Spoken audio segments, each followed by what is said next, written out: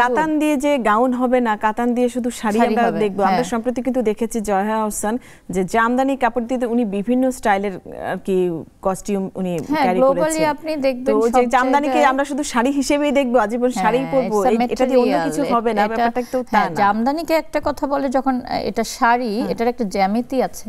তো জামদানির গবেষক মানে চন্দ্রশেখর সাহা আমার মেন্টর ছিলেন, উনি বলতেন যে উনি তো গবেষণা করে জামদানিকে সংরক্ষণের সব রকমের প্রসেস এরা তৈরি করে। তো সেখানে বলা আছে যে জামদানির মোটিভটা না ভাঙতে, জামদানির ফুলগুলা যেন ওই জিওমেট্রিক যেরকম মানে ওর যে জ্যামিতি সেটার মধ্যে যেন থাকে, ওই গ্রামার থেকে যেন না বের হয়, তাহলে কি হবে ওটার নিজস্বতা চলে যাবে। তো জামদানির একটা জ্যামিতি আছে, ওইটার মধ্যেই থাকতে হবে, ওই ফর্মার মধ্যে আপনি কাজ কমাতে পারেন, বাড়াতে পারেন, কিন্তু জামদানির ওপর এমব্রয়ডারি জারদোজি এটা না করাই ভালো। ওইটাকে সম্মান করা হয় যদি আমরা ওইটাকে কিছু অ্যাড না করি।